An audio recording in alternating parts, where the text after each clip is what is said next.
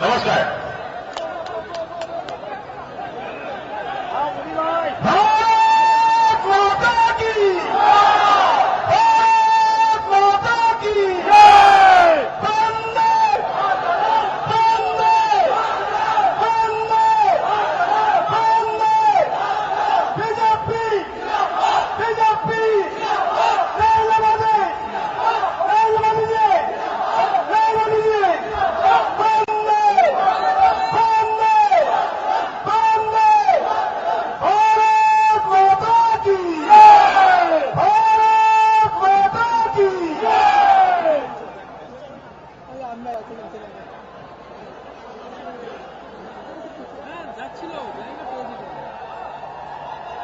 Narendra helicopter আমাদের মাঠের উপর দিয়ে এসেছে। 2 মিনিটের মধ্যে এসে হেলিকপ্টার অবতরণ করবে। আপনাদের সবাইকে অনুরোধ করছি, আপনারা যারা হেলিপ্যাড এবং রাস্তায় আছেন তাদের সবাইকে অনুরোধ করছি সবাই স্তরে পৌঁছার জন্য।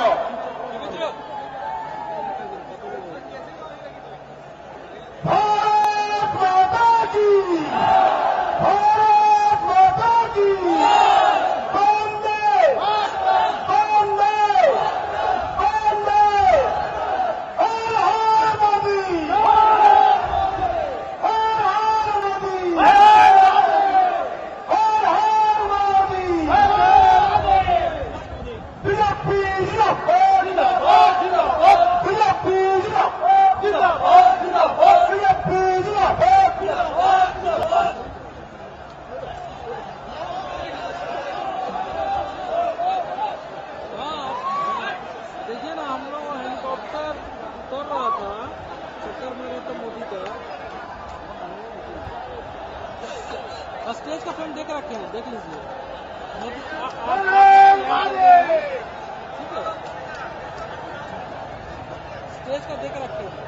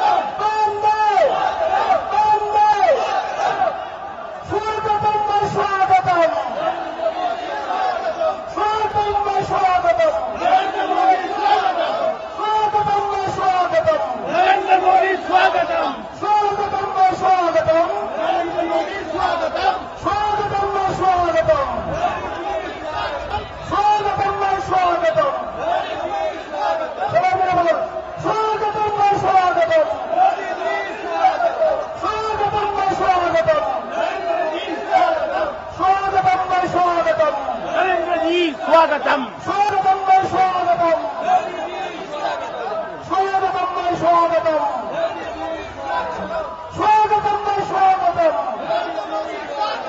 भारत माता की भारत माता की स्वागतम स्वागतम स्वागतम स्वागतम स्वागतम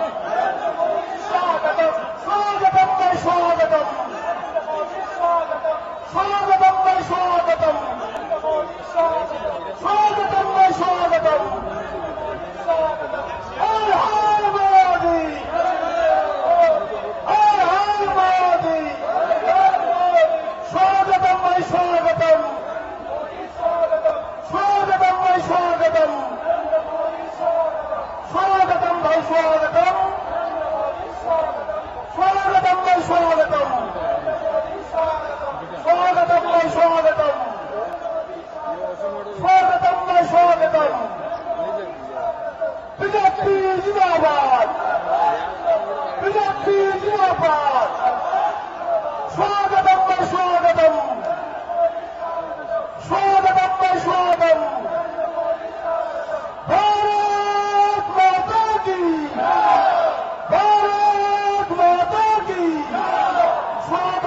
स्वागतम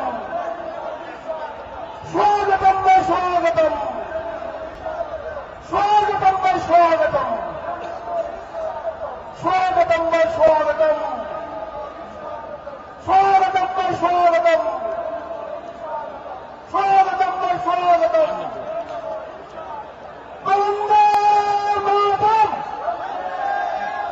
वंदे मातरम भारत माता की भारत माता की स्वागतम में स्वागतम स्वागतम में स्वागतम स्वागतम में स्वागतम स्वागतम में स्वागतम स्वागतम में स्वागतम वंदे मातरम वंदे मातरम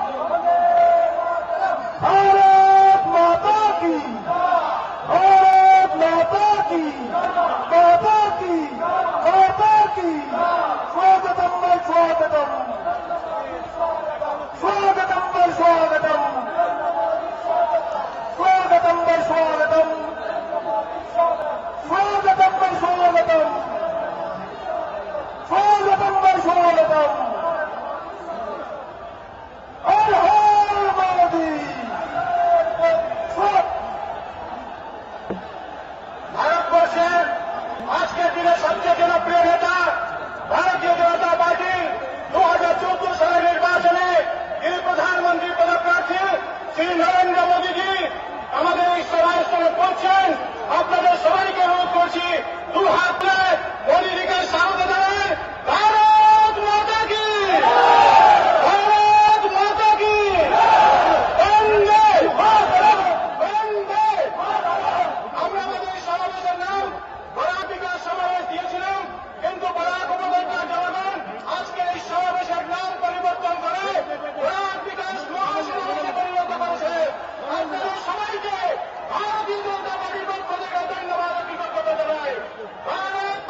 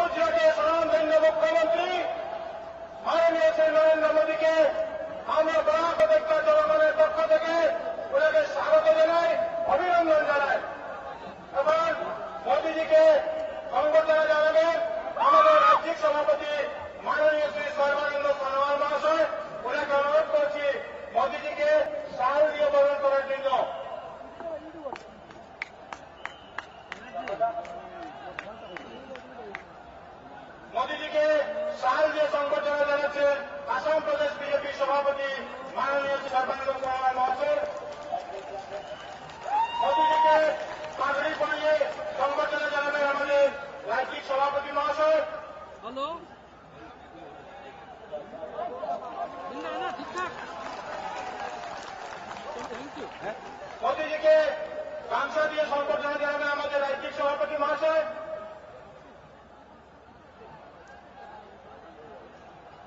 বরাক উপত্যকার বিভিন্ন ভাষাগোষ্ঠীর বিভিন্ন যে পরম্পরাগত আছে সেগুলো দিয়ে আমরা মোদীজিকে সংবর্ধনা জানালাম।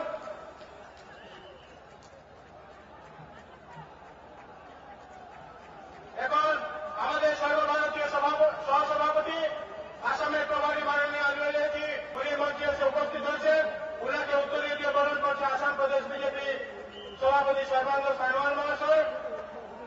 মোদীজিকে উত্তরীয় দিয়ে সংবর্ধনা জানাচ্ছে আসাম প্রদেশ বিজেপি সভাপতি সর্বানন্দ সোনোয়াল মহাশয়। আমাদের শিলচরের সাংসদ মাননীয় শ্রী গোবিন্দ প্রকাশ মহাশয়কে উত্তরীয় দিয়ে সংবর্ধনা জানালেন আসাম প্রদেশ বিজেপি সভাপতি মাননীয় শ্রী সর্বানন্দ সোনোয়াল মহাশয়। এখন আপনাদের সম্মুখে স্বাগত বক্তব্য রাখবেন আসাম প্রদেশ ভারতীয় জনতা পার্টির সভাপতি প্রাক্তন সাংসদ মাননীয় শ্রী সর্বানন্দ সোনোয়াল মহাশয়। উনাকে ওনার স্বাগত বক্তব্য রাখার জন্য অনুরোধ করছি।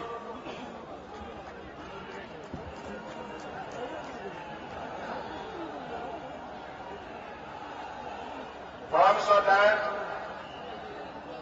ভাৰতীয় জনতা পাৰ্টীৰ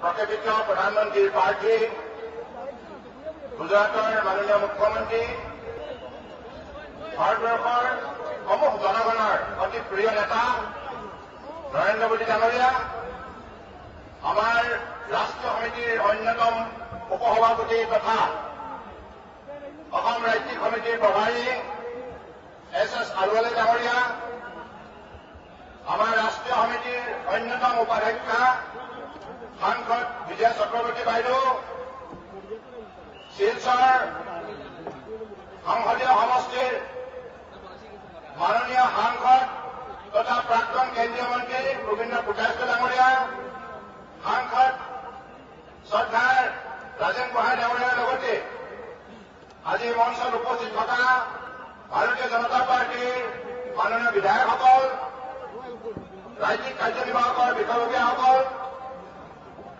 আমাৰ এই ৰেলীৰ ইনচাৰ্জ কাছাৰ জিলাৰ সভাপতি কৌশিক ৰায় ডাঙৰীয়া, আমাৰ কৰিমগঞ্জ আৰু হাইলাকান্দিৰ মাননীয় সভাপতিসকল আৰু সমবেত পৰম শ্ৰদ্ধাৰ বৰাকবাসী ৰাইজ আৰু ইয়াত উপস্থিত মাননীয় সাংবাদিক বন্ধুসকল, যাৰ জৰিয়তে বৰাক বিকাশ সমাৱেশৰ নিমিত্তে উপস্থিত হোৱা বৰাক উপত্যকাৰ সমূহ জনগণলৈ আমি ভাৰতীয় জনতা পাৰ্টীৰ ৰাজ্য সমিতিৰ তৰফৰ পৰা আন্তৰিক শ্ৰদ্ধা আৰু কৃতজ্ঞতা জনাইছো আৰু বৰাক ব্ৰহ্মপুত্ৰ উপত্যকাৰ সমূহ ৰাইজৰ তৰফৰ পৰা আমাৰ অতি প্ৰিয় নেতা নৰেন্দ্ৰ মোদী ডাঙৰীয়াক আমি আন্তৰিকতাৰে স্বাগতম জনাইছো। নৰেন্দ্ৰ মোদী ডাঙৰীয়া আজি আমাৰ মাজত পদাৰ্পণ কৰিছে। ভাৰতবৰ্ষৰ ভিতৰত অন্যতম পিছপৰা অঞ্চল হিচাপে চিহ্নিত এই বৰাক উপত্যকা ৰাইজৰ উন্নয়নৰ বাবে, বৰাক উপত্যকা ৰাইজৰ নিৰাপত্তাৰ বাবে। গতিকে আগন্তুক দিনত মাননীয় নৰেন্দ্ৰ মোদী ডাঙৰীয়া দেশৰ প্ৰধানমন্ত্ৰী হলেহে বৰাক উপত্যকা ৰাইজে সকলো ধৰণৰ সামাজিক, ৰাজনৈতিক, অৰ্থনৈতিক, সাংস্কৃতিক, শৈক্ষিক দিশত নিৰাপত্তা আৰু উন্নয়নৰ মূল দিবলৈ সক্ষম হ'ব। কংগ্ৰেছৰ প্ৰায় 60 বছৰীয়া শাসনকালত বৰাক উপত্যকাৰ ৰাইজক, অসমৰ ৰাইজক ভাবিব নোৱাৰাকৈ প্ৰতাৰণা কৰিলে। এই প্ৰতাৰণাৰ পিছত তুলিব লাগিব। গতিকে আমি বহুদিনৰ অন্তত এগৰাকী তথ্যযোগ্য সৎ নিষ্ঠাৱান নেতা ভাৰতবৰ্ষৰ 120 কোটি জনতাই আজি বিচাৰি উলিয়াইছে। সেইগৰাকী হৈছে আমি বহু সাধনাৰ অন্তত পাইছো নৰেন্দ্ৰ মোদী ডাঙৰীয়া। গতিকে বৰাক ব্ৰহ্মপুত্ৰ উপত্যকাক একাকাৰ কৰি অসম ৰাজ্যৰ সমূহ জনগণৰ অসমীয়া, মাৰোৱাৰী, বিহাৰী, বঙালী, পাঞ্জাৱী, নেপালী, হিন্দু, ভাৰতীয় মুছলমান, খ্ৰীষ্টান, বুদ্ধিষ্ট, জৈন, শিখ সকলোকে একাকাৰ কৰি এই বৃহত্তৰ অসমীয়া জাতিটোক ভাৰতবৰ্ষৰ বুকুত শক্তিশালীভাৱে প্ৰতিষ্ঠা কৰাৰ দায়িত্ব মাননীয় নৰেন্দ্ৰ মোদী ডাঙৰীয়াই প্ৰধানমন্ত্ৰী হলে ল'ব। এইখিনি আমাৰ দৃঢ় বিশ্বাস তেখেতৰ প্ৰতি আছে। হিন্দু বাঙালী জনগণে এতিয়া আপোনালোকে চিন্তিত হোৱাৰ কোনো কাৰণ নাই। গতিকে কংগ্ৰেছে যি ভোটাৰ নামত হিন্দু বাঙালীক যিমান অত্যাচার মুজিবুরের প্রধানমন্ত্রী হলে বন্ধ হব আর হিন্দুদের সম্পূর্ণ নিরাপত্তা নিশ্চিত করব। গতিকে পৰঞ্চলা ৰাইজ আপোনালোকে বহু কষ্ট স্বীকাৰ কৰি এইখন সভাত অংশগ্ৰহণ কৰিছে। মই আৰু দীঘলীয়া বক্তব্য নাৰাখো। আপোনালোক সকলোৱে এই পখৰালত ইমান কষ্ট স্বীকাৰ কৰি নিজৰ কাঠিৰ ধন ভাঙি বহু কষ্ট স্বীকাৰ কৰি এইখন সভা সফল কৰিবৰ কাৰণে উপস্থিত হৈছে। তাৰ বাবে আমি আপোনালোকৰ ওচৰত চিৰকৃতজ্ঞ। মাননীয় সাংবাদিক বন্ধুসকলেও ভাবিও আমালোকে কষ্ট স্বীকাৰ কৰিছে। ইয়াৰ বাবে আমি সমূহ ইলেক্ট্ৰনিক মিডিয়াৰ প্ৰিণ্ট মিডিয়াৰ পৰঞ্চলা সাংবাদিক বন্ধুসকলৰ ওচৰত চিৰকৃতজ্ঞ।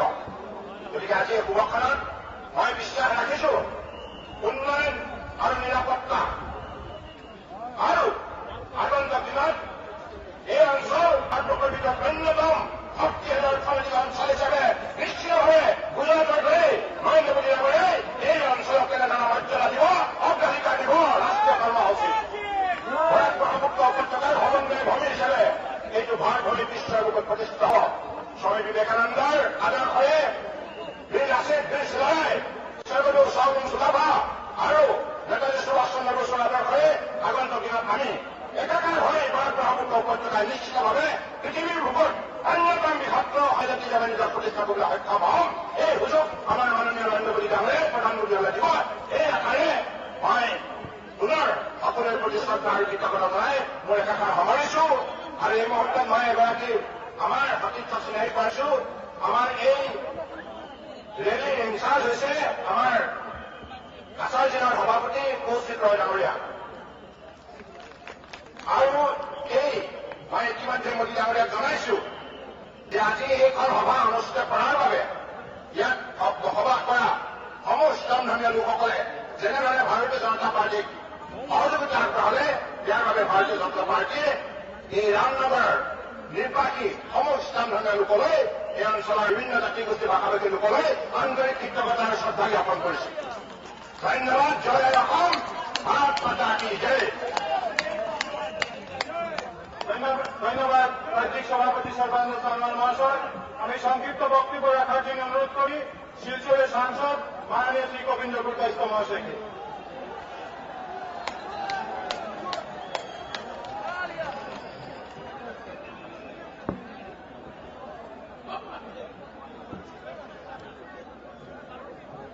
ভারতের কোটি কোটি মানুষের আশা আকাঙ্ক্ষার প্রতীক,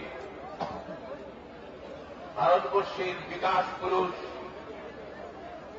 শ্রদ্ধাস্পদ নরেন্দ্র মোদীজি এখানে উপস্থিত ভারতীয় জনতা পার্টির সর্বভারতীয় 2 উপসভাপতি শ্রী এস আলুওয়ালিয়াজি এবং শ্রীমতী বিজয়া চক্রবর্তী মহোদয়া, তাছাড়া এখানে আছেন সাংসদ উপস্থিত রাজেন গোহাই, এছাড়া বিধায়ক বন্ধুগণ এখানে উপস্থিত আছেন এখানে আমাদের সমস্ত কার্যকর্তা পদাধিকারীগণ, এছাড়া আমার সম্মুখে যারা আছেন এরা এই অঞ্চল শুধু নয় সমস্ত বরাক উপত্যকা প্রতিনিধিত্বকারী ভারতীয় জনতা পার্টির কর্মী ভাই বোনেরা, আপনাদের সবাইকে নিবেদন করি আমি আমার শ্রদ্ধা। আমি সর্বপ্রথমে আমি এখানকার যারা সংখ্যালঘু বন্ধু ভাই বোনেরা যারা আছেন, যারা তাদের দাবিতে এই কার্যক্রম হতে আমাদের সুযোগ দিয়েছেন এবং সর্বপ্রকারের সাহায্য করেছেন, তাদের সবাইকে আমি ধন্যবাদ জ্ঞাপন করছি, তাদের প্রতি কৃতজ্ঞতা জ্ঞাপন করছি। বন্ধুগণ, আসামের দুর্ভাগ্যক্রমে বরাক উপত্যকার উন্নয়নের দিক থেকে চিন্তা করলে দেখা যায় যে ব্রহ্মপুত্র উপত্যকা থেকে অনেক পেছনে পড়ে আছে এবং দুর্ভাগ্যক্রমে এই আসাম প্রদেশে কিছুদিন ছাড়া সবসময় কংগ্রেসের সরকার ছিল এবং আছে, এবং কংগ্রেসীরা বরাক উপত্যকার উন্নয়নের স্বার্থে কোন চিন্তা ভাবনা করে না। বন্ধুগণ, আপনারা লক্ষ্য করেছেন দেশ বিভাগের বই হয়ে যে সমস্ত হিন্দু বাঙালিরা এসে এখানে আশ্রয় গ্রহণ করেছেন বা ভারতবর্ষের অন্যত্র আশ্রয় গ্রহণ করেছেন, সুদীর্ঘ পরেও আজকে অনেকে তাদের নাগরিকত্ব প্রাপ্ত হননি জেলে এভাবে করে অত্যাচার চলছে। আমি আশা করি নরেন্দ্র মোদীজি যেভাবে এনডিএ আমলে সেই আমাদের যে সংবিধান সংশোধন করে, সংবিধান নয়, সে যে আইন সংশোধন করে নাগরিকত্ব প্রদান করা হয়েছিল, নিশ্চয় আমরা যেটা ভাবছি নরেন্দ্র মোদীজির নেতৃত্বে ভারতবর্ষের সরকার গঠিত হবে, গঠিত হওয়ার পর নিশ্চয়ই সেই ব্যবস্থা নিয়ে এদিককার যারা বাঙালি বন্ধুরা আছেন, যারা বিপদের মুখে আছেন, তাদের এই নাগরিকত্ব প্রদানের ব্যবস্থা করবেন এবং সঙ্গে সঙ্গে যে ভোটার নামক যে বিরাট অভিশাপ তাদের সম্মুখে আছে, ওই অভিশাপ থেকে মুক্ত করার ব্যবস্থা উনি গ্রহণ করবেন। বন্ধুগণ, বরাক উপত্যকা বস্তুতপক্ষে বিচ্ছিন্ন হয়ে আছে। যে ব্রডগোস্কর ভাষণ শিলচর লামডিং কিংবা মহাসড়ক অটল বিহারী বাজপেয়ী যে সময় যে আরম্ভ হয়েছিল, সেগুলো আজও সম্পূর্ণ হয়নি। রাজ্যে এবং কেন্দ্রে কংগ্রেসের সরকার থাকার সত্ত্বেও আমরা দেখছি তারা একে অন্যের বিরোধিতা করেন, অন্য একে অন্যকে দোষেন এবং সেই কাজ হচ্ছে না, সম্পূর্ণ হচ্ছে না। যদিও আসামের মুখ্যমন্ত্রী বলেছেন 15 সালে সেটা সম্পূর্ণ হবে, আমি জানি না তিনি কোথা থেকে কেমন ভাবে সেটা বললেন, তার সেটা সেই নৈপুণ্যের তিনি অধিকারী আছেন কিনা। বন্ধুগণ, এই আসাম প্রদেশে বিশেষ করে আমাদের এই উপত্যকায় সেই অসংখ্য চায়ের বাগান আছে, যে চায়ের বাগানগুলো ঢুকছে, এই চায়ের বাগানগুলোর জন্য বিশেষ ব্যবস্থা গ্রহণ করা প্রয়োজন। ব্রহ্মপুত্র এবং বরাকের মজদুরদের উভয়ের মধ্যে সমান বেতন হার হওয়া উচিত, ওয়েজের ব্যবস্থা হওয়া উচিত, সেটা আমরা বিশ্বাস করি। আমরা বিশ্বাস করি শিল্পের অঞ্চলকে উন্নত করে শিল্পোন্নত হলেই বেকারত্ব কমবে এবং সেই বেকারত্ব কমানোর জন্য শিল্পের ব্যবস্থা আমাদের এখানে করতে হবে। আমি সম্পূর্ণরূপে বিশ্বাস করি নরেন্দ্র মোদীর নেতৃত্বে ভারতবর্ষে যখন সরকার গঠিত হবে, তখন এই সমস্ত সমস্যা থেকে বরাক উপত্যকা রক্ষা পাবে এবং সেটার প্রমাণ আজকে পাওয়া গেছে, যাচ্ছে। আজকে আমরা দেখছি যে বিপুল সংখ্যায় লাখ মানুষ সেখানে সমবেত হয়ে নরেন্দ্র মোদীজিকে সম্বর্ধনা জানাতে সবাই এসছেন। কাজেই আপনাদের সবাইকে ধন্যবাদ দিচ্ছি। সময় অত্যন্ত অল্প, এর জন্য আমার বক্তব্য দীর্ঘ না করে আমি একটা কথা বলে আমার বক্তব্য শেষ করছি। এখানে অঙ্গনওয়াড়ি কর্মীরা আছে, হেল্পার ওয়ার্কার আছে, প্রায় 4,000-এর মতো। এদের কোনো বেতন হার নির্ধারিত হয়নি, অতি সামান্য এদের অনারিয়াম দেওয়া হয়, কোন রকমে এরা চলে, কিন্তু তাদের কোনো ব্যবস্থা হচ্ছে না। সরকারের সেদিকে দৃষ্টি হওয়া উচিত বলে আমি মনে করি। এই বলে সবাইকে ধন্যবাদ জ্ঞাপন করে আমার বক্তব্য আমি সমাপ্ত করছি। ধন্যবাদ মাননীয় সাংসদ শ্রী গোবিন্দ পুত্র মহাশয়। এখন আপনাদের সামনে বক্তব্য রাখবেন বিজেপি আসামের যিনি প্রভারী কেন্দ্রীয় সহসভাপতি ভারতীয় জনতা পার্টি প্রাক্তন সাংসদ শ্রী সুরিন্দর সিং আলওয়ালিয়াজি। তিনি সংক্ষিপ্ত বক্তব্য রাখবেন, তারপরে আপনারা নরেন্দ্র মোদীজি আপনাদের উদ্দেশ্যে বক্তব্য রাখবেন। আজকের এই সভার সভাধ্যক্ষ মহাশয়, মঞ্চে উপস্থিত দেশের ভাবী প্রধানমন্ত্রী মাননীয় নরেন্দ্র মোদীজি, আর মঞ্চে উপস্থিত আমাদের ভারতীয় জনতা পার্টির পদাধিকারীগণ, আর এই প্রাঙ্গণে চাষের মাঠে হয়তো আমার পায়ে লুটিয়ে পড়বে, কাঁদবে, কান ধরে নাক্ষ টানবে আর ক্ষমা চাইবে যে আমাকে ক্ষমা করে দাও। কিন্তু যখন ম্যাজিস্ট্রেট ওকে মৃত্যুদণ্ড দিচ্ছিল, 17 বছরের যুবক, ভারত মাতার প্রেমী, ভারতকে স্বাধীন দেখতে চায়, শক্তিশালী দেখতে চায়, স্বাভিমানী দেখতে চায়, সে কি করল? সে মদমস্ত হয়ে পাগলের মতন গান গাইতে শুরু করে। কি গাইছিল? একবার বিদায় দে মা, ঘুরে আসি, একবার বিদায় দে মা, ঘুরে আসি, হাসতে হাসতে চাপ ফাঁসি, দেখবে সারা ভারতবাসী, একবার বিদায় দে মা, ঘুরে আসি। তখনও শেষ হয়নি। তারপর মাকে কি বলছে, 10 মাস 10 দিন পরে নেব জন্ম মাসির ঘরে, একবার বিদায় দে মা ঘুরে আসি। 10 মাস 10 দিন পরে নেব জন্ম মাসির ঘরে, চিনতে যদি না পারিস মা দেখবি গলায় ফাঁসি,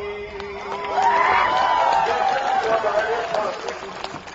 অর্থাৎ মা তুমি একবার বিদায় দাও, আমি এই জীবনে দেশকে স্বাধীন করতে পারলাম না, আমাকে আবার জন্ম নিতে হবে, আমি হাসতে হাসতে ফাঁসি চাপবো, আর আমি 10 মাস 10 দিন পরে মাসির ঘরে জন্ম নেব।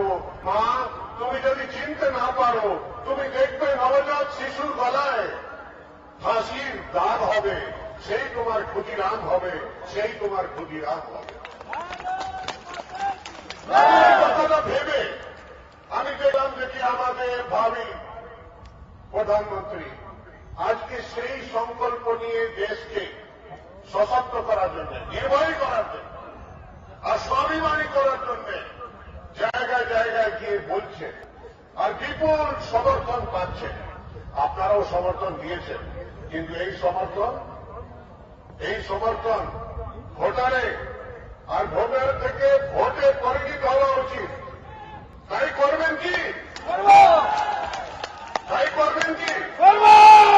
একবার বলুন, ভারত মাতা কি, ভারত মাতা কি, ভারত মাতা কি, বন্দে মাতরম, বন্দে মাতরম, বন্দে মাতরম, বন্দে মাতরম, বন্দে মাতরম, বন্দে মাতরম। জয় হিন্দ। ধন্যবাদ আলবেদা জি।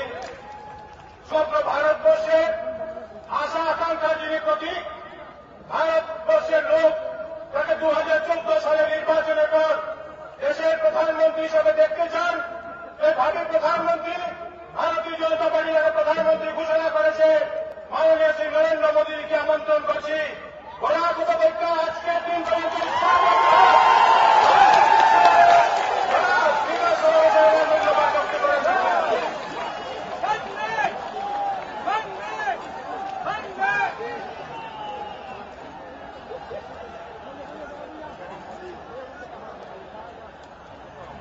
জয় আসাম, জয় আয় আসাম, জয় আসাম। জয় আয় আসাম। मंच पर विराजमान भारतीय जनता पार्टी के वरिष्ठ नेता श्रीमान अहलुवालिया जी, असम प्रदेश भारतीय जनता पार्टी के अध्यक्ष श्रीमान सर्वानंद जी, हमारे वरिष्ठ नेता और यहां के लोकप्रिय सांसद श्रीमान कमिंदर जी, विजया चक्रवर्ती जी, राजेंद्र जी, मंच पर विराजमान सभी वरिष्ठ महानुभाव और विशाल संख्या में आए हुए प्यारे भाइयों और बहनों,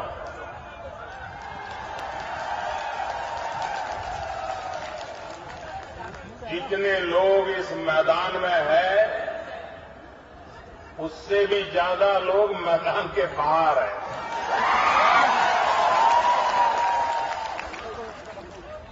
भाइयों बहनों, मैंने बहुत वर्षों तक आसाम में काम किया था। संगठन के काम के लिए यहां के जिलों में भ्रमण करने का मुझे सौभाग्य मिला था। संगठन की छोटी मोटी बैठकों से लेकर के आम सभाओं तक मेरा संबंध आया था, लेकिन आसाम के जीवन में मैंने ऐसी आंधी कभी नहीं देखी जो आज देखा। और लगता तो ऐसा है आज जो आंधी दिख रही है, चुनाव आते आते सुनामी में बदल जाएगी। और तब किसी कोने में भी कांग्रेस नजर नहीं आएगी।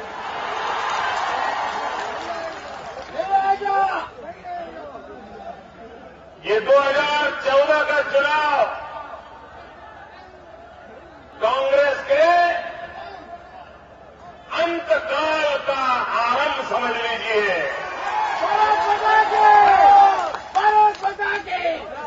इस चुनाव में तो कांग्रेस कहीं नजर नहीं आएगी, लेकिन इस चुनाव के बाद पूरा हिंदुस्तान कांग्रेस मुक्त भारत बन जाएगा। भाइयों बहनों, आज जब मैं बारात वैली में सिलचर में आपके बीच आया हूं तब वीर त्रिकेंद्र जी की इस धरती को प्रणाम करता हूं। आज इस धरती पर उल्लासकर दत्त महान शहीद अरुण चंद जी ऐसे वीर पुरुष जिन्होंने भारत मां को अंग्रेजों की जंजीरों से मुक्त कराने के लिए अपनी जवानी आहूत कर दी थी, ऐसे त्यागी तपस्वियों की इस धरती को मैं प्रणाम करता हूं। भाइयों बहनों,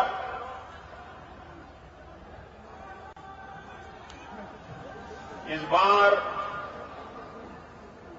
माता कामाख्या की आशीर्वाद सिर्फ आसाम को नहीं, पूरे हिंदुस्तान को मिलने वाले हैं।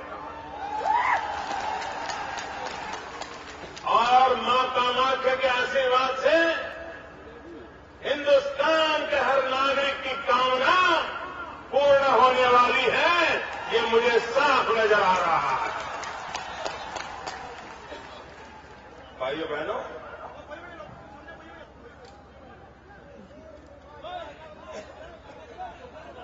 ये आसाम की दुर्दशा क्यों? आसाम के पास क्या नहीं? इतनी प्राकृतिक संपदा है, इतने जल के भंडार है, इतनी खनिज संपदा है, पेट्रोलियम और गैस के भंडार भरे पड़े हैं, फिर भी मेरा आसाम गरीब है। किसने लूट लिया मेरे आसाम को? किसने बर्बाद कर दिया मेरे आसाम को? ये आसाम को बर्बाद करने की छूट किसने दी? भाइयों बहनों,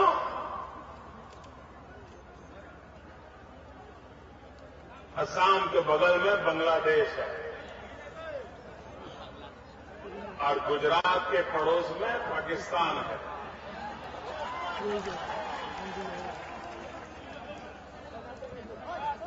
भाइयों बहनों, यहां सरकारें ऐसी आई है कि बांग्लादेशियों के कारण पूरा असम परेशान है और मेरे कारण पूरा पाकिस्तान परेशान है।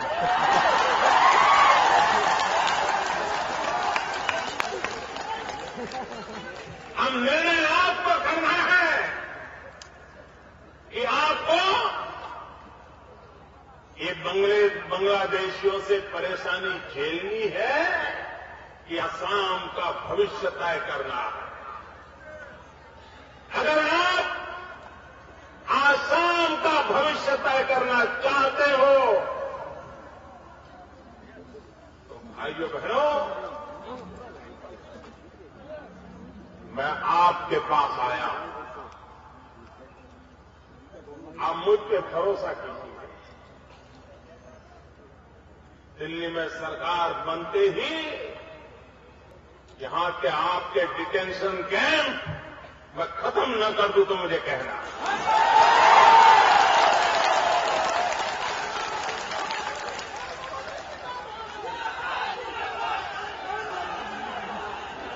भाइयों बहनों,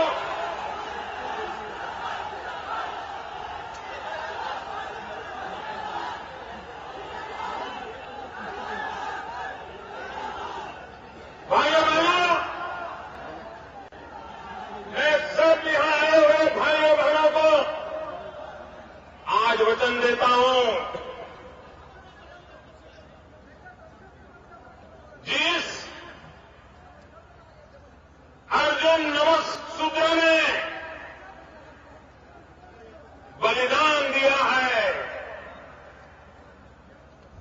अपने हकों के लिए आत्मदाह किया था 1 साल पहले, अर्जुन नमःशूद्र उसने बलिदान दिया। क्या उसका बलिदान बेकार जाने देंगे? क्या अर्जुन का बलिदान बेकार जाने देंगे? भाइयों बहनों, हम सब अर्जुन का स्मरण करें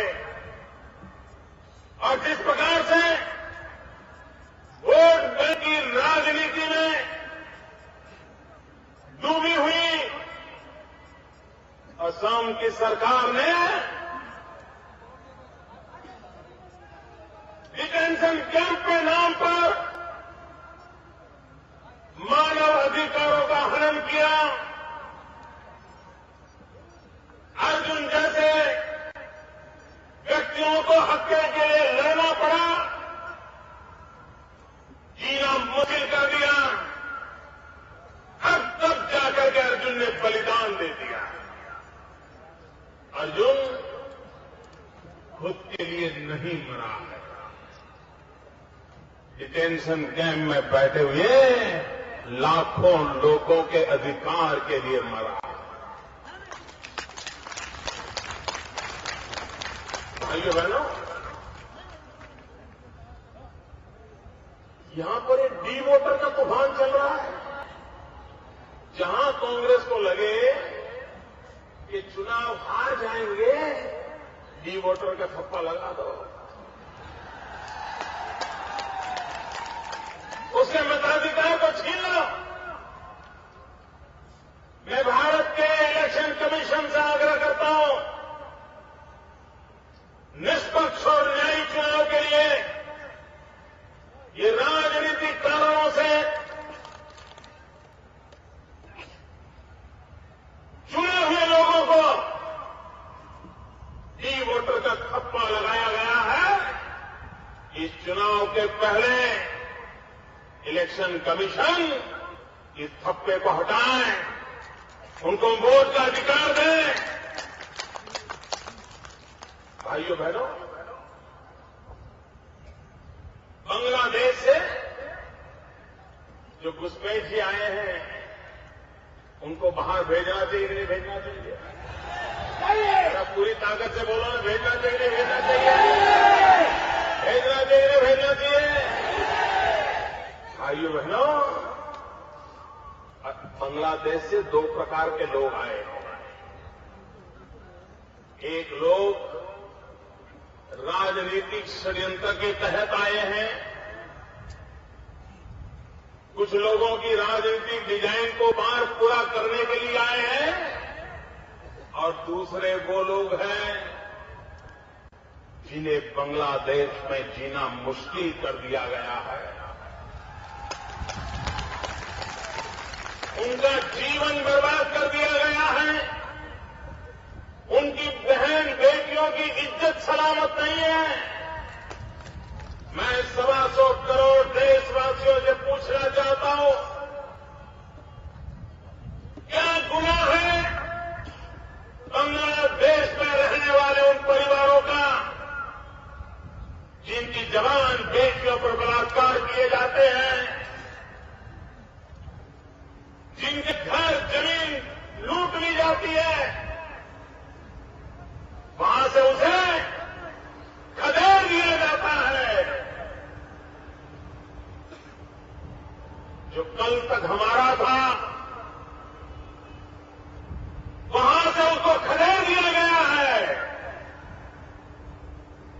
उस हिंदू जाएगा तो कहां जाएगा? फिजी में अगर हिंदुओं पर जुल्म होता है तो फिजी का हिंदू कहां जाएगा? कहां जाएगा? हिंदुस्तान में आएगा ही नहीं आएगा? कहां जाएगा? मॉरिशस में अगर हिंदुओं पर जुल्म होगा, हिंदू कहां जाएगा? अमेरिका में हिंदुओं पर जुल्म होगा, हिंदू कहां जाएगा? दुनिया के किसी भी देश में किसी भी रंग का पासपोर्ट क्यों न हो, लेकिन अगर दुनिया के किसी देश में हिंदुओं को खदेड़ दिया जाएगा तो उसके लिए तो एक ही जगह बची है, वो वहीं चला आएगा। क्या भाइयों बहनों, क्या हमारी सरकार उन पर भी वैसा ही जुल्म करेगी जैसे विदेशों में उन पर जुल्म हो रहा है? क्या हम भी वैसा ही जुल्म करेंगे जैसा बांग्लादेश में हो रहा है? नहीं, ये हम नहीं कर सकते। लेकिन पाकिस्तान से भी लोग गुजरात में आए हैं। जब अटल जी की सरकार थी, उन्होंने क्या किया? वो आए तो थे राजस्थान और गुजरात में, लेकिन अटल जी ने क्या किया? जो पाकिस्तान से आए हुए हिंदू थे, उनके लिए योजना बनाई और सारा बोझ अकेले गुजरात पर भी नहीं आया, अकेले राजस्थान पर भी नहीं आया, हिंदुस्तान के भिन्न भिन्न कोने में थोड़े थोड़े थोड़े लोगों को बसा दिया। भाइयों बहनों, हम नहीं चाहते कि जो बांग्लादेश से हिंदुओं को खदेड़ दिया गया है, इनका बोझ अकेला आसाम उठाए, वो तो आसाम के साथ अन्याय होगा। पूरे हिंदुस्तान में सभी राज्यों ने 500 यहां रहे, 1000 उधर रहे, कोई तमिलनाडु जाए, कोई केरल जाए, कोई गुजरात जाए, कोई राजस्थान जाए, उनको रोजी रोटी मिले, रहने के लिए जगह मिल जाए, उनके बच्चों को पढ़ने की शिक्षा विद्या मिल जाए, वो अपनी जिंदगी जीना शुरू कर लेंगे। आसाम की समस्या का भी हल हो जाएगा और बांग्लादेश में मुसीबतें झेल रहे उन नागरिकों का भी समाधान हो जाएगा।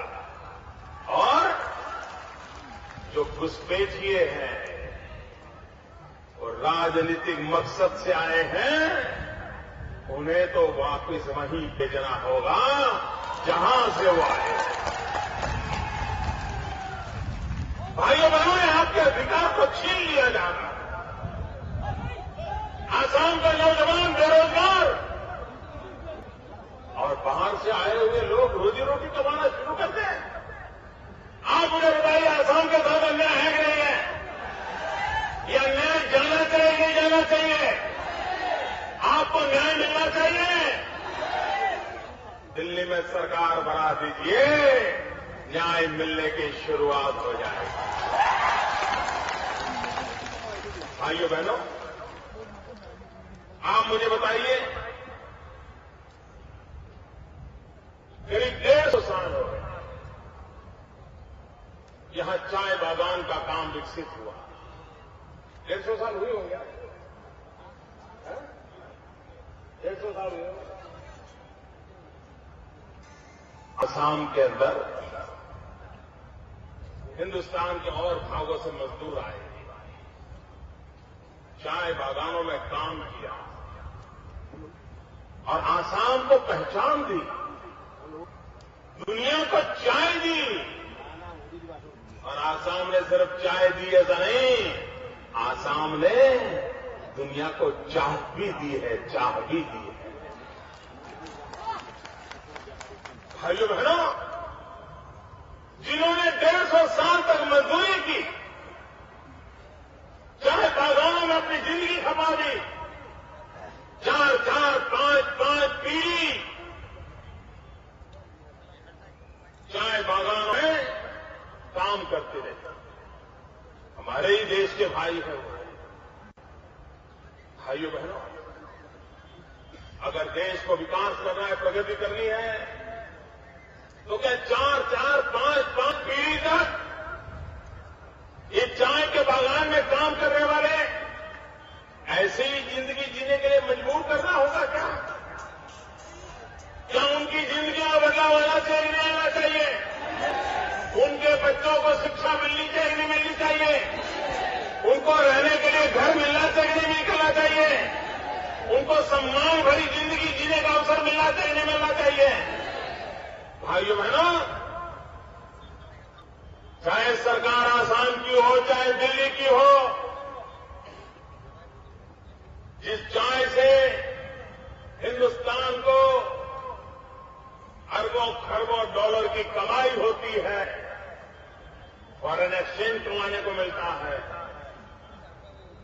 जो चाय आज घर घर पहुंच गई है, भाइयों बहनों,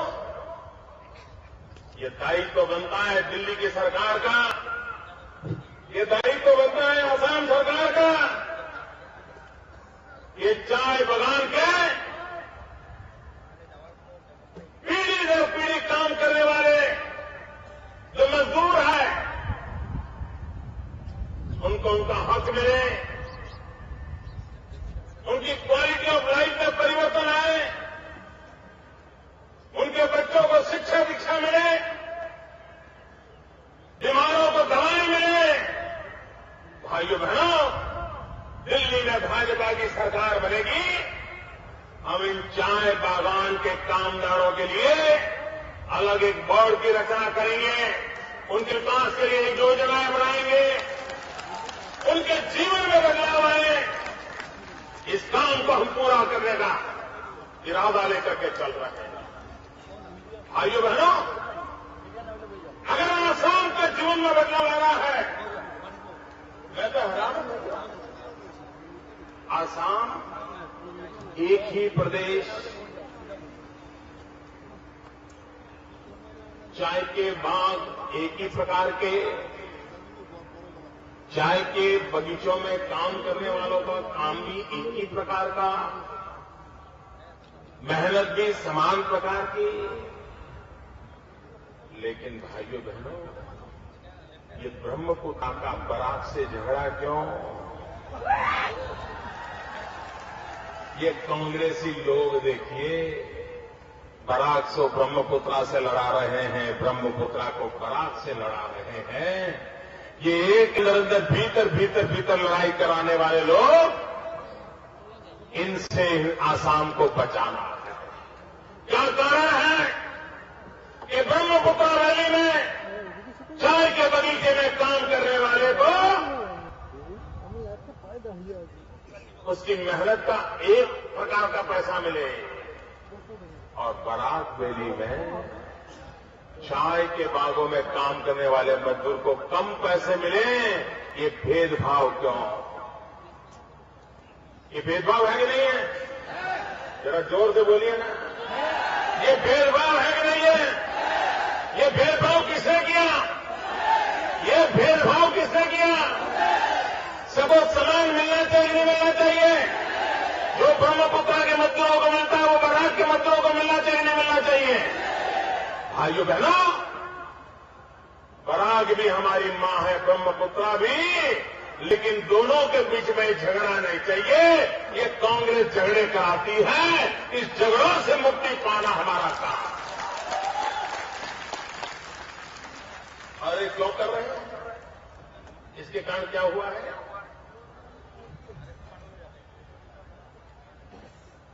भाइयों बहनों, ये अन्याय क्यों किया जा रहा है?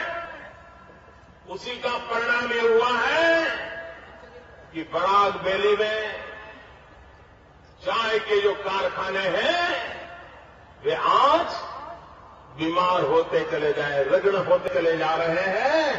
धीरे धीरे करके मजदूरों की छुट्टी हो रही है, बेरोजगारी बढ़ती चली जा रही है।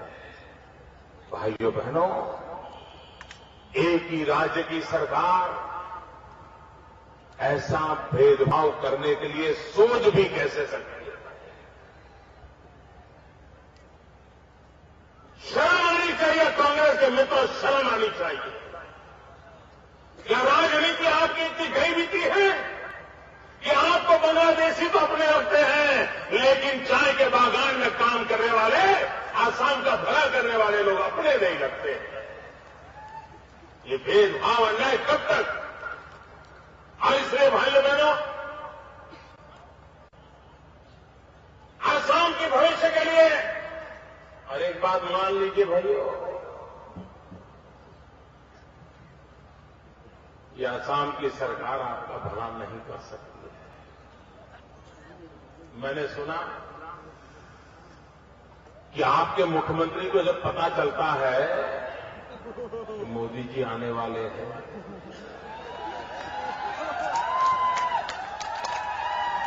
तो उनकी नींद हराम हो जाती है। और मैंने सुना है 2 दिन पहले आए थे, और जो काम 3 साल से नहीं कर रहे थे, फिर से उसकी घोषणाएं करने लगे। उनको लगा कि कोई आएगा, हिसाब मांगेगा, जवाब क्या दूंगा। अरे मुख्यमंत्री जी, वादे तो आपने चुनाव के समय में भी कितने किए थे? मुझे बताइए, ये डिटेंशन कैंप खत्म करने का वादा उन्होंने किया था नहीं किया था? जरा बोलो तो, किया था नहीं किया था? और आपने भरोसा किया, उन पर वोट दे दिए, और आपको कुछ मिला क्या? ये कांग्रेस वालों पे कभी भरोसा मत करो। वो 60 साल से वादे करते आए हैं, चुनाव के समय गुमराह करते आए हैं, और आपको बर्बादी करने के सिवाय उनके पास तो एजेंडा नहीं। आइए बहनों, ये पूरा हमारा नॉर्थ ईस्ट, ये हमारी अष्टलक्ष्मी है। और भाइयों बहनों, जहां लक्ष्मी होती है ना, वहीं तो संपत्ति होती है।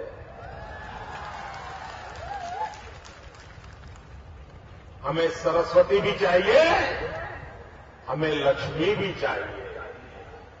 हम सरस्वती की पूजा करते हैं, हम लक्ष्मी की पूजा करते हैं। और हमारे नॉर्थ ईस्ट के 8 प्रांत, ये हिंदुस्तान की अष्टलक्ष्मी है।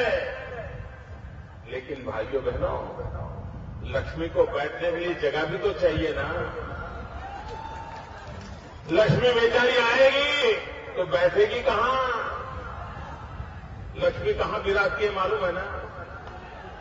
लक्ष्मी कमल पे विराजती है। अगर कमल नहीं होगा तो लक्ष्मी आगे चक्कर काट के चली जाएगी। और इसलिए इन नॉर्थ ईस्ट के सभी 8 राज्यों में अब लक्ष्मी जी पधारे वाली है, रुक जाए, ये व्यवस्था करनी है तो कमल खिलाना होगा। आप कमल खिलाओगे तो लक्ष्मी जी को यहीं रुकना ही पड़ेगा। और लक्ष्मी जी रुकेगी तो आपके हर परिवार में संपन्नता आएगी, हर घर में सुख आएगा, हर घर में वैभव आएगा। भाइयों बहनों, हमारे नॉर्थ ईस्ट के नौजवान, जो दिल्ली में घटनाएं घटी, जो मणिपुर की बेटियों के साथ हुआ, जो अरुणाचल के नौजवान के साथ हुआ, आपके परिवार में बेचैनी होना बहुत स्वाभाविक है, आपको पीड़ा होना बहुत स्वाभाविक है। क्या भाइयों बहनों, हिंदुस्तान के बड़े शहरों में ये हमारे नॉर्थ ईस्ट के बालकों के लिए रहने का प्रबंध नहीं हो सकता है, उनके लिए हॉस्टल नहीं बन सकती है। अगर वो इंटरव्यू लेने के लिए आए, 2 दिन 4 दिन रुकना पड़ता है। नॉर्थ ईस्ट के बच्चों के लिए बेंगलुरु हो, हैदराबाद हो, चेन्नई हो, अहमदाबाद हो, दिल्ली हो, जो बड़े शहर है,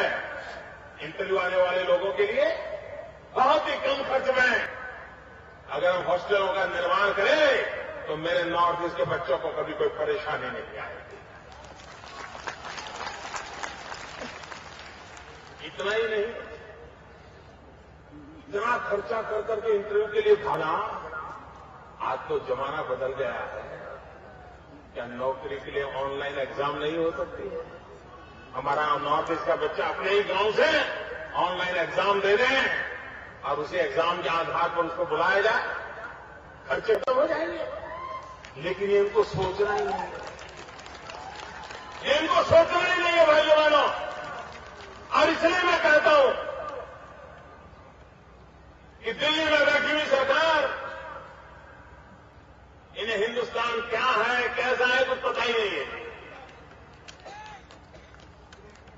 हमारे देश के प्रधानमंत्री आपके आसाम के एमपी है ना? जरा बोलो तो, आसाम के एमपी है ना? भाइयों बहनों,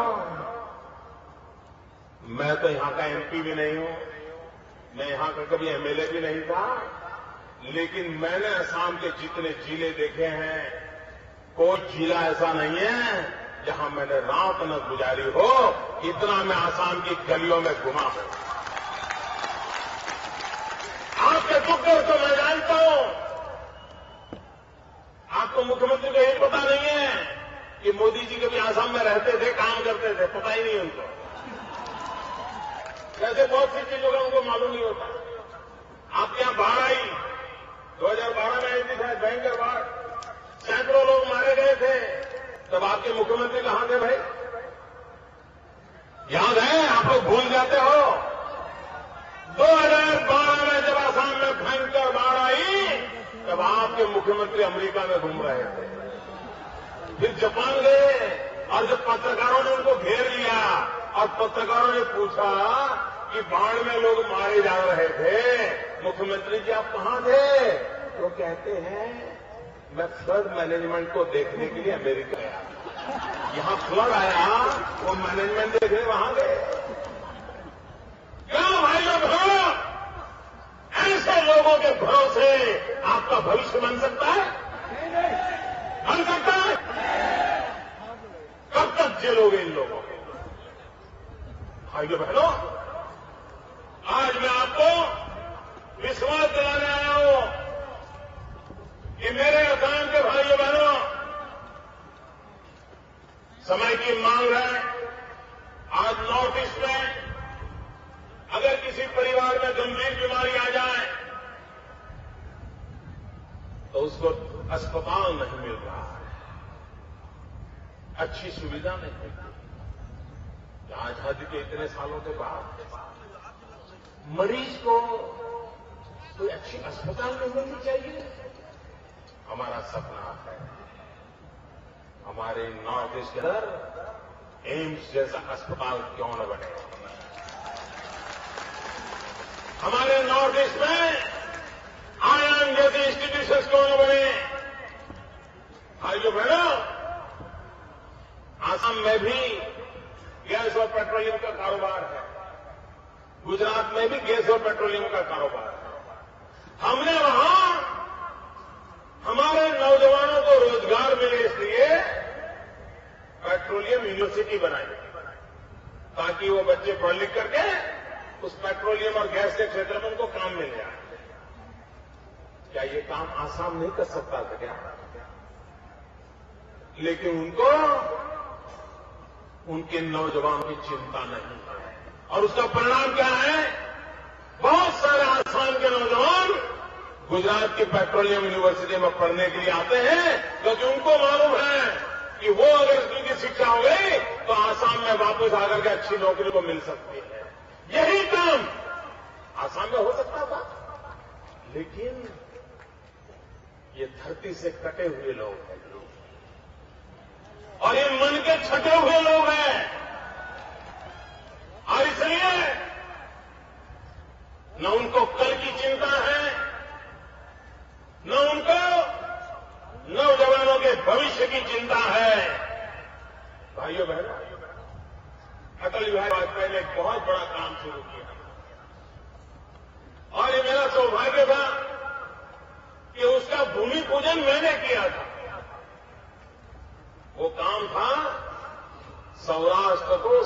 से जोड़ने वाला महासड़क का काम। हमारी तरफ वो काम हो गया, इधर लटका पड़ा है। कौन जिम्मेवार? जरा बोलो तो, जरा गुस्सा तो निकालो। कौन जिम्मेवार? ये सड़क कौन नहीं बनने देता? ये आपके विकास में कौन आगे आ रहा है? क्या कोई सरकार ऐसी होती है क्या? बना बनाया काम अगर सौराष्ट्र से सिलचर तक, पूर्व से पश्चिम ये महासड़क बन जाती तो भाई बहनों, वो सिर्फ तार रोड नहीं होता, वो सिर्फ डामर की सड़क नहीं होती, वो विकास का राजमार्ग बन जाता, विकास का राजमार्ग बन जाता। मुझे कहिए, आपके रेलवे की समस्या का समाधान की चर्चा हो रही है कि नहीं हो रही है? गेज कन्वर्जन का काम की चर्चा हो रही है कि नहीं हो रही है? अच्छे रेल मिनिस्टर आए कि नहीं आए? आपके किसी पूर्व इलाके के रेल मंत्री आए कि नहीं आए? जरा उनको पूछो तो क्यों नहीं किया? पूछो जरा उनको। दिल्ली सरकार ने भी नहीं किया और इन क्षेत्रों से आए हुए रेल मंत्रियों ने नहीं किया और यहीं से चुन करके गए हुए प्रधानमंत्री ने भी नहीं किया। भाइयों बहनों, जिन बातों को सबने माना है, स्वीकारा है, घोषणाएं हुई है, जिसके नाम पर आपने वोट मांग लिए हैं, लेकिन आप उनके विकास के लिए कुछ नहीं कर रहे हो। भाइयों बहनों, अब देश इंतजार नहीं कर सकता है, नौजवान इंतजार नहीं कर सकता है। गरीब महंगाई से मर रहा है, नौजवान बेरोजगारी के कारण परेशान है, बूढ़े मां बाप को दवाई तक उपलब्ध नहीं है, बच्चों को शिक्षा की चिंता है, माता बहनों को सम्मान की चिंता है, सुरक्षा की चिंता है। ऐसा तो हमने देश नहीं सोचा था। अभी हमारे आलूवालिया जी शहीदों के गीत गा रहे थे। भाइयों बहनों, ये 17 साल की उम्र में फांसी के तख्त पर क्यों चढ़े थे? क्या हमारे देश की भारत मां की दुर्दशा देखने के लिए? भाइयों बहनों, वक्त बहुत हो चुका है और मैं कहता हूं भाइयों, 60 साल तक उन्होंने बर्बादी की है, 60 साल तक उन्होंने हिंदुस्तान को गड्ढे में डाल दिया है। लेकिन मैं अनुभव से कहता हूं, उनके 60 साल मेरे 60 महीने हैं।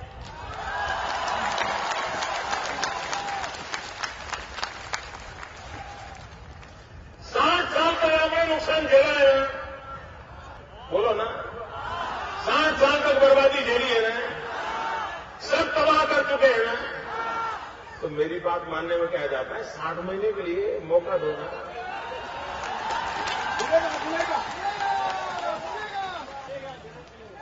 भाइयों बहनों, मैं सीधी जिम्मेवारी लेने भी आया हूं।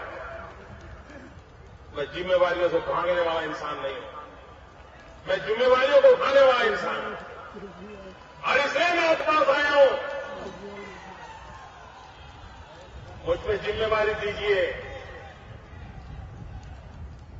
60 साल में जो नहीं हुआ, जो 60 साल में अपने सपने अधूरे रहे, वो आपके सपने मेरे सपने हो जाएंगे। 60 महीने में मैं आपको ये करके दिखाऊंगा। भाइयों बहनों,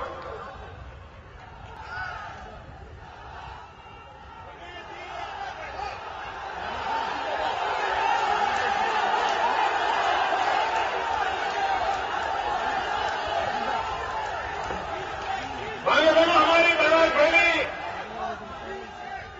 उसके कल्याण के लिए बांग्ला भाषी लोगों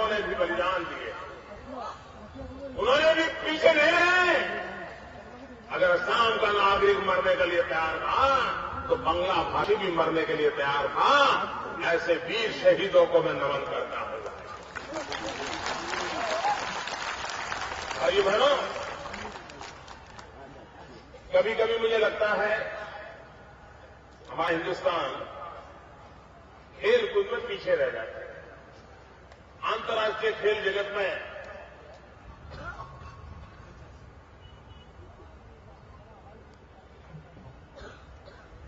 अंतर्राष्ट्रीय खेल जगत में ओलंपिक में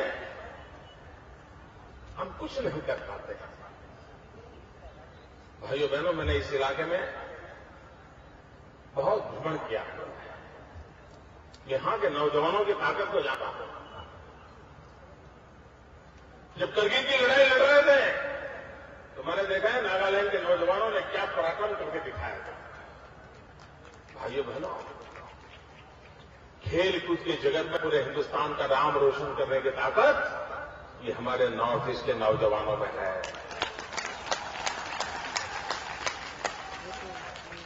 क्या यहां पर नॉर्थ ईस्ट में स्पोर्ट्स यूनिवर्सिटी होनी चाहिए कि नहीं होनी चाहिए?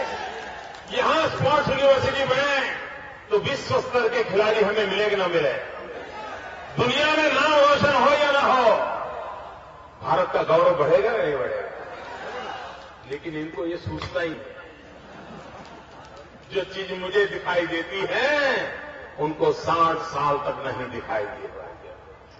क्यों? मैं धरती से जुड़ा हूं, मैं जन जन को मिला हूं, मैंने आपका भूतकाल भी जानता हूं, आपके भविष्य के सपनों भी जानता हूं, और इसलिए भाइयों बहनों अपना जीवन आपके लिए खपा सकता हूं।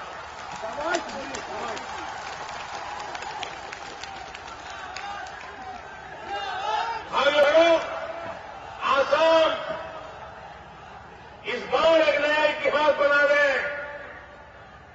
आसाम की धरती पर अब कांग्रेस का नामो निशान नहीं रहना चाहिए। नहीं रहेगा। और इसी पार्लियामेंट के चुनाव से शुरू कीजिए। मैं आपके साथ खड़ा रह करके आपके सपनों को साकार करने का इरादा रखता हूं। आप मुझ पर भरोसा करके देखें। भाइयों बहनों, मेरे साथ बोलिए, जय हाय असम। दोनों मुट्ठी बंद करके पूरी ताकत से बोलो, जय हाय असम, जय हाय असम, वंदे, ऐसे नहीं, वंदे, वंदे, वंदे, वंदे, वंदे।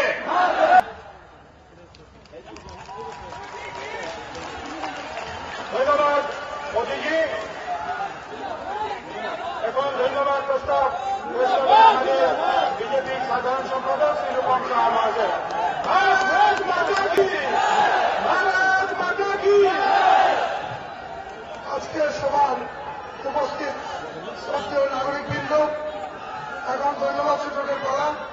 ভারতীয় জনতা পার্টির আয়োজিত আজকের এই বরাক বিকাশ সমাবেশকে সুন্দর ও সাফল্যমণ্ডিত করে তোলার জন্য সর্বপ্রথমেই ধন্যবাদ জানাই এই উপত্যকার বিভিন্ন প্রান্ত থেকে আগত সকল শ্রেণীর নাগরিকবৃন্দ। আপনারা অনেক কষ্ট করে শতাধিক মাইল দূর থেকে এসেছেন আমাদের জনপ্রিয় নেতা, গুজরাটের মুখ্যমন্ত্রী তথা আমাদের ভাবি প্রধানমন্ত্রী। ভারত মাতা কি জয়, ভারত মাতা কি। বিজেপি জিন্দাবাদ, বিজেপি জিন্দাবাদ, বিজেপি জিন্দাবাদ। আমরা ধন্যবাদ জানাই এই সভার মধ্যমণি বিকাশ পুরুষ